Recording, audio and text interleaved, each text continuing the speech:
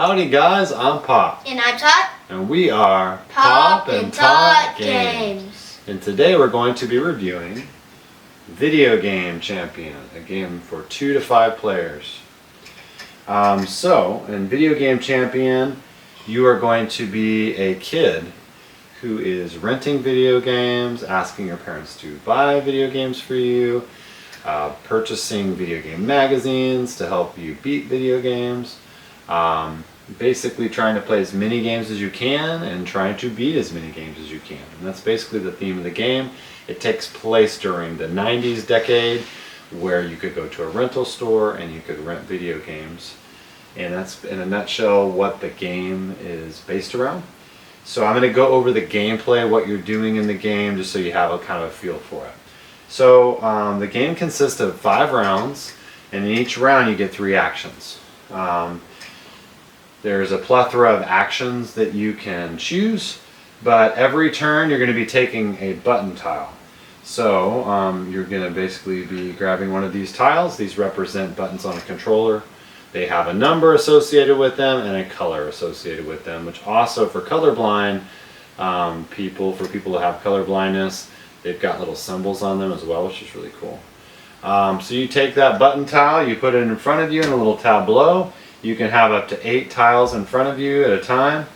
So you take that, and then wherever you took that button tile, you're going to take an associated action that's either horizontal or vertical from that action. So in this case, you'll be able to take this tile, which is horizontal to that button tile, or you could take this action, which is vertical to it. So you're going to have a choice of 1 or 2 tiles every turn for your action. That's basically what you're doing on your turn. Now I'll go over what the various actions do.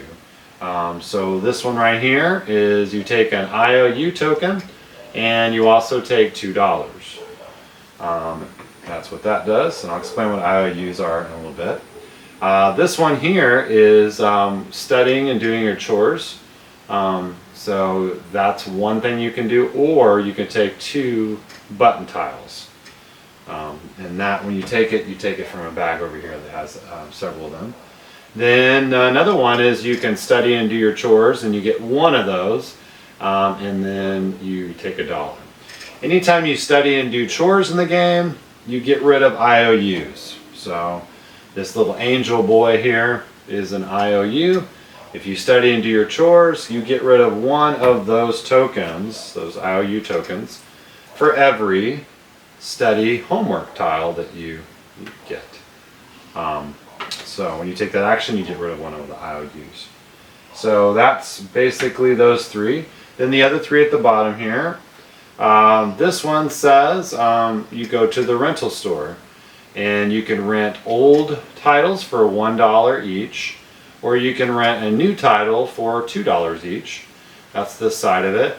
And then this other action deals with the clock, and what that means is it helps you take first position in the round. So if you want to be the first player, you can take this action, and then it also lets you discard 1 of your button tiles for another tile that's out there. So basically swap tiles. So those are the 2 actions, and this isn't a 2-player game.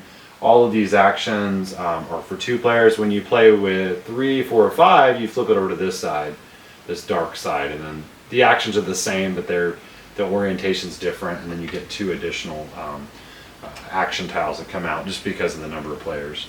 Alright, and then there's 2 more to describe here. This next one is you spend $1 to get a video game magazine. Very straightforward there. And the final action is take 3 IOUs and get your parents to buy a video game for you. So those are all the actions that you can take after you take the tile. So like I said, you take 1 of the button tiles, you take the corresponding action on either vertically or horizontally associated with that tile, and then do what it says. And you do that 3 times. Then at the end of the round, you can play or defeat any games that you have access to. So games that you have access to are either games your parents have bought for you, or there are games that you have rented out at the video game store, the rental store. And you basically can play all those games. And the way you play those games is you use these button tiles. And so each of the cards will have a certain orientation of button tiles to play them and also to defeat them. So, for instance, this one here, this is called the Undefeated Master. It is a fighting game. And I'll go over kind of what the card does real quick. The top is the difficulty. This is an average difficulty. It has 2 skulls. There's a hard, which is 3 skulls, and there's one that's an easy game. And then the star is the number of victory points you will receive when you defeat the game. And at the bottom is what you need to both play and defeat the game. The first 2 symbols will denote what you need button tile wise to just play the game. And then the rest of the tiles after the first 2 will denote what you need to defeat the game. So in this case, it says A equals A. So what that means is it's one number must equal another number. So you have to have 2 of the same number. So 2 1s, 2 2s, 2 3s, and so forth. Then it says that another one, so x equals x, means a different number. So if you use 2 1s for the first part, then you could use 2 3s for the second part. If you do that, you defeat the game. If you only manage to do the first 2, you just play the game.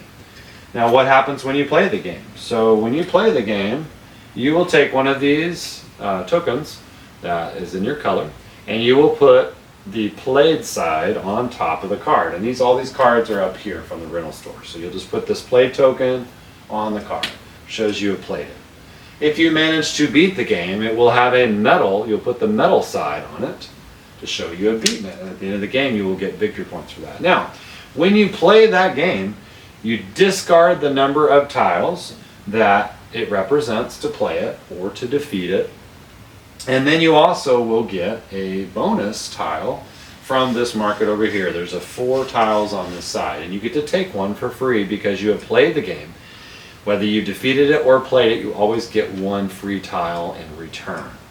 So that's basically how that works. Now if you own a game, it will come from this area here. There's 3 games you can own at a time every round.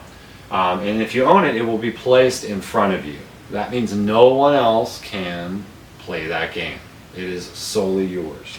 If it's at the rental store, you can play it one round and then another player can play it a different round. So it's not restricted for the game, it's just restricted for the round. And the way you denote which games you are renting is you have these little meeples here, and there's 3 of them per player, and you'll basically take that meeple and put it on the card. So say I rented these 3 over here. Then I'm going to put my meeple on all 3 of those games. No other player can rent those games out because I've rented them out. But at the end of the round when we do cleanup, all of these workers come back. And then that leaves it open for another player to play that game in a future round.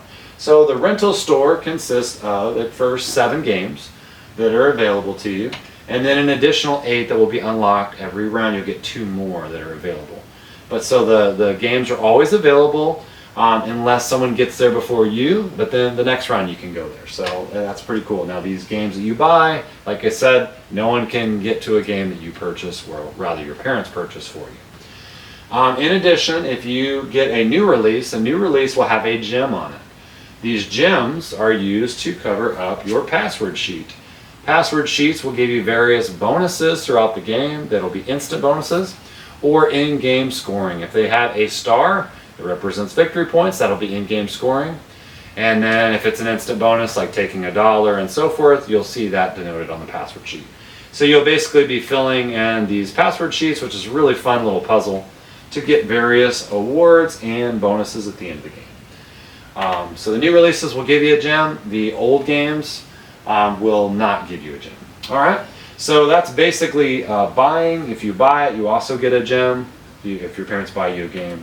The downside is you have to take 3 of these IOU tokens, which does clutter up your tableau because you can only have 8 tiles in your tableau. So it clutters that up. You're going to have to do chores. You're going to have to do homework to get rid of that, which means you have to take an action once you get rid of those tiles as IOUs.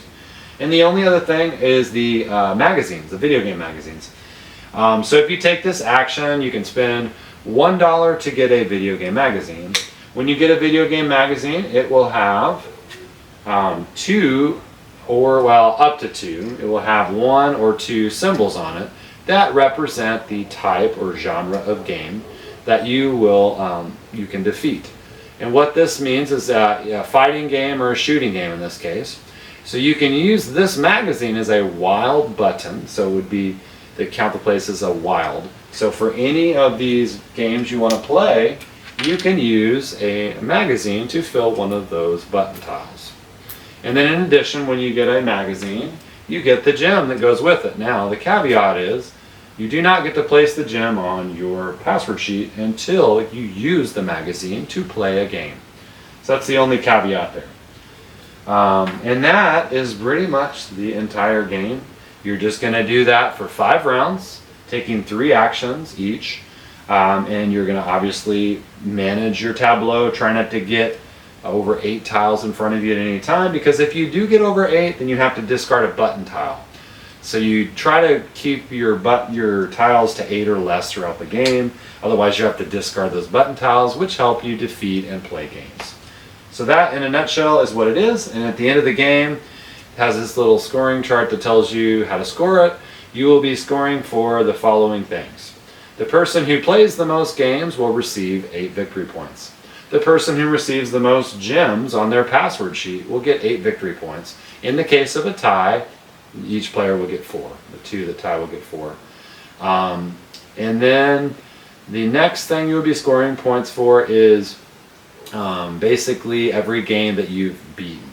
So every game you've beaten, as said previously, will have a number of stars. When you defeat it, you'll get points for those as well. You'll also get points for these in-game objectives. In every game, there's always 5 of these. They will be random every game. And they have various conditions. Like if you play 3 fighting games, you will get 8 points at the end of the game. And there's lots of different ones that are listed in the rule book. And there's always 5 available. They're first come, first serve, basically. First person who gets them, gets them. And that's how that works. So if you play 5 games or less, you get 0 points at the end of the game. If you play 6 games or more, you're going to get 2 points per game played over 5. So if you play 6 games, you get 2 points. If you play 7 games, you get 4 points, and so forth. So you also get points for that. So you are incentivized to play as many games as you can possibly play, but you want to make sure you play at least 6. And that's pretty much it. Whoever has the most points wins, and that is the game. So I'm going to pass it on to Isaiah, who's going to tell us what he thinks of the gameplay and what his rating is of the gameplay. Well, I like the gameplay a lot. So, I like this strategy of trying to play games and beat them. Feels like you're playing a real video game. It's just really a board game. And the first time I played this, I was there. I liked it a lot. It was very fun. And it's a quick game. I mean, other than the thinkiness, it's quick and pretty simple. Not that hard. Yeah, I agree. Yeah, the actual turns go very fast. In a 2-player game, you can get this done in under an hour when you know what you're doing. If you're thinking a lot, it would still take you maybe a little more, maybe an hour if you're thinking a lot. I rate the gameplay a 9 out of 10. Nice, excellent. I also rate the gameplay a 9 out of 10. It's very engaging, very thinky. Even though the actions are very simple, there's a lot to think about.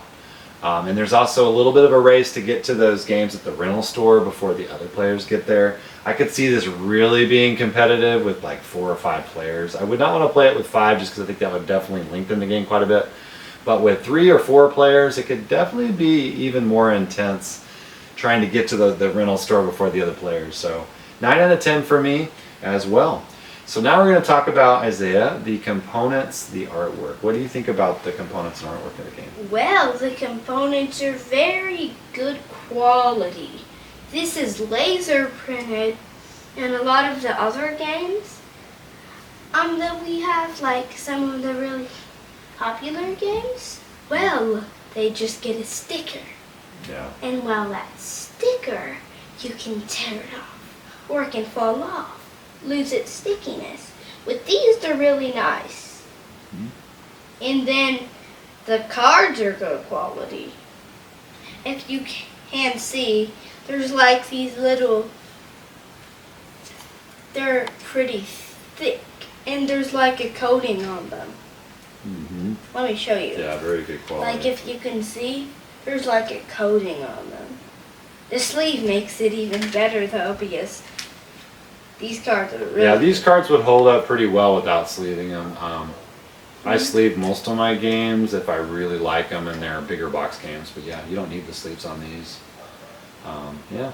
And then you notice that the back has a controller on it too, which is yeah. really So cool. it's the artwork's really good too. I mean, look, the IOUs are just so funny. He's like, please. And then, like the shark guy looks pretty good. If you can see, the lines look like the older graphics in the older days. So really good. What do you think of the password sheets? Super good graphics.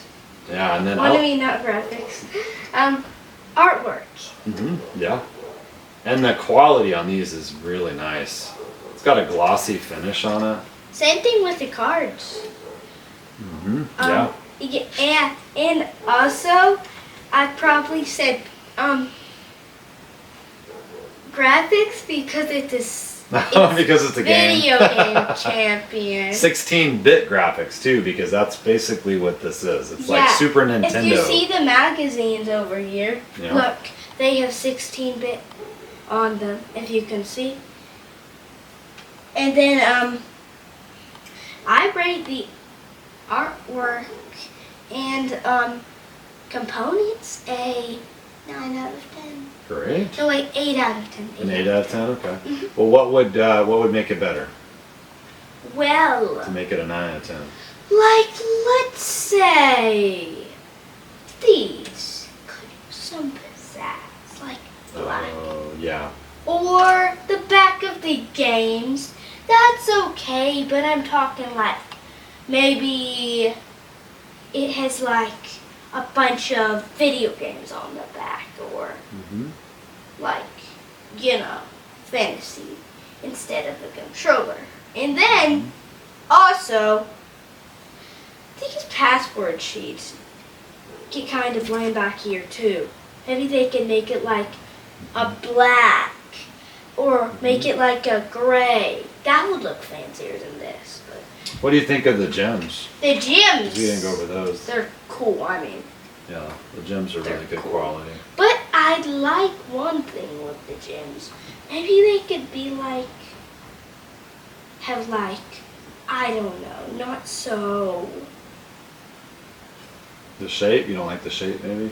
You want a different shape? Yeah, like, I don't like the black gems. I like the clear look. Yeah, but the thing is, they all represent different colors on your sheet. So that's why they have to do the different And colors.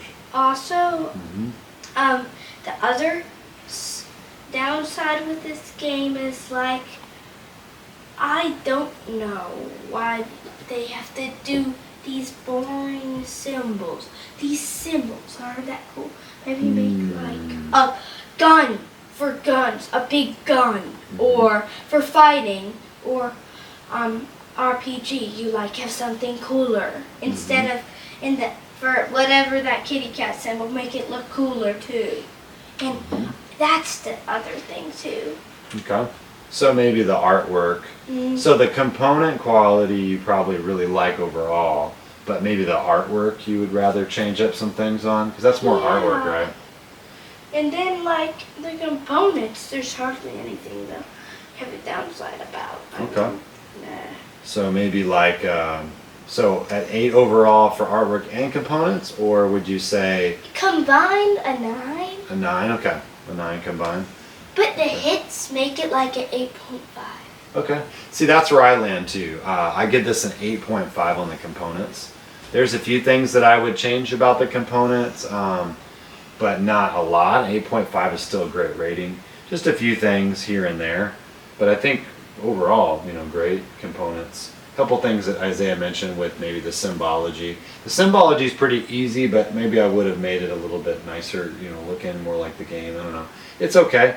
But the components, I think, overall are really good, like thick tiles, really good card quality. So I would say 8.5 for me, maybe 8 on the artwork, and a 9 on the components. So we average 8.5. So all right, so 8.5 for Isaiah, 8.5 for me on the components and artwork. All right, the next thing we're going to talk about, Isaiah, is the fun factor. So how fun is it when you play this game, and what do you like about it? Well, as I said earlier, it's like you're playing a real video game. So it's really fun. On the fun factor, it's a 9. I can already tell you that, but I'll tell you why. So this is why it's fun. The magazines are so cool because, like the Luigi's Mansion, if you heard of that game, you gotta look up if it's a hard game. And it's fun strategy, and it's like you're playing a real game. And it's like, but we gotta get money too to get the magazines. And the other fun thing is you gotta get the money, and you gotta keep your balance in the race. And then you're trying to beat the game, and you don't want to feel like the game beating you or something. So yeah, I really like it a lot. So it's a 9 for me. All right. Yeah, it's a 9 out of 10 on the fun factor. It's just a lot of fun just trying to play as many games as you can, trying to get to the games before the other players, balancing your tableau in front of you with these tiles where you can only carry up to 8. Becomes a nice little puzzle trying to solve that. I like how you can get the magazines to help you beat games, and yeah, it's just a lot of fun. I think the theme really comes out in this game, and because of that, it makes it more fun. I would say if the theme didn't come out, it would definitely take a hit, be like an 8 out of 10. But because the theme's so strong, it really brings it up to a 9. What you're doing is fun mechanically, but then the theme just really makes it shine. So yeah, 9 out of 10 for both of us. All right, so then the next rating is going to be replayability. How replayable do you think this is, and what's your rating on that, Isaiah? Well, it's replayable. It's pretty replayable, but the thing is the setup. It's harder to set up. So if there was a good setup and stuff, it would be really replayable. But for replayability, 8.5. 8.5. So you like playing it multiple times. It's just it does take a little while to set up. Yeah, and then after let's say you're tired or something, it's not the best game for that because there's a strategy. With the other, if you have seen our Castle Combo video like that one, it's not as heavy because there's less thinkiness. It's still pretty thinky. Yeah. But it's just a little bit less. Yeah. And then they're the same thing though. You're trying to beat it and stuff. So yeah, that's 8.5 for me. Okay. So I think what Isaiah's saying is that it's a thinky game too. And so if you're not very rested, if you just want to play a game and not have to think too hard on things, maybe this one isn't the one you pull out right away. Versus Castle Combo. Now Castle Combo is kind of a thinkier filler.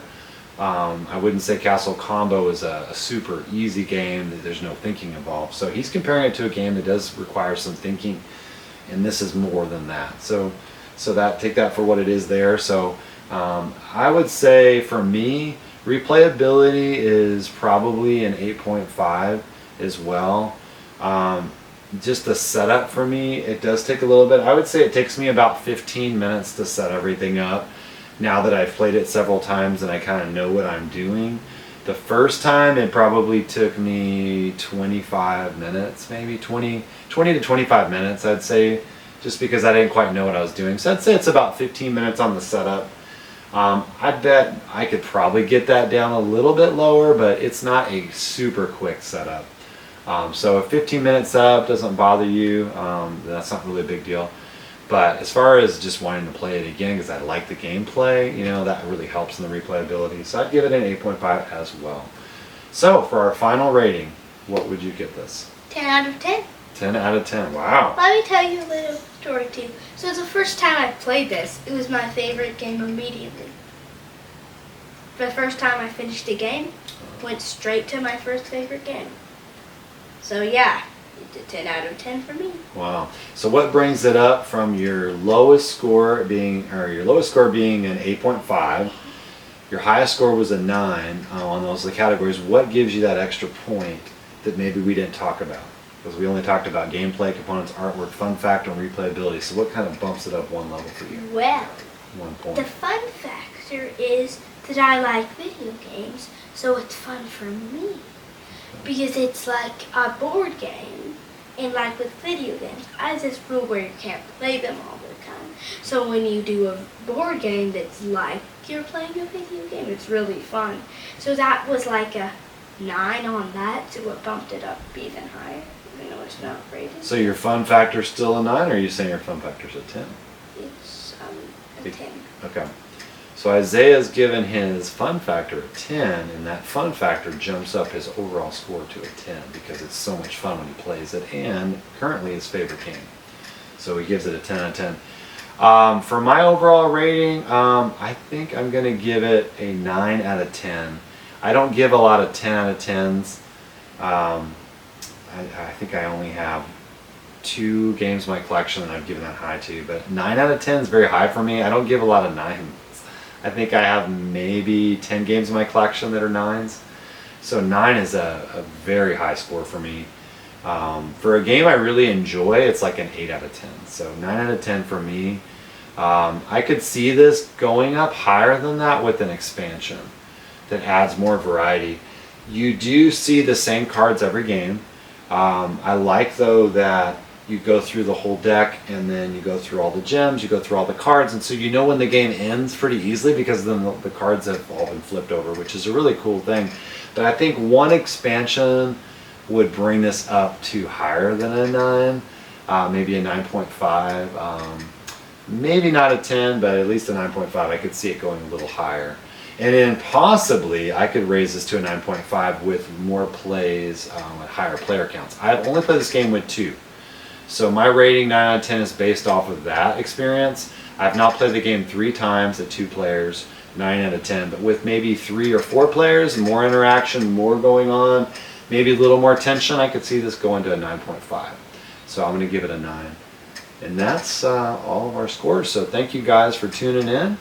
Well, we'll see you guys in the next video when we do another review or a top 10 list. And this has been Pop and Top Video reviewing Video Game Champion. Bye.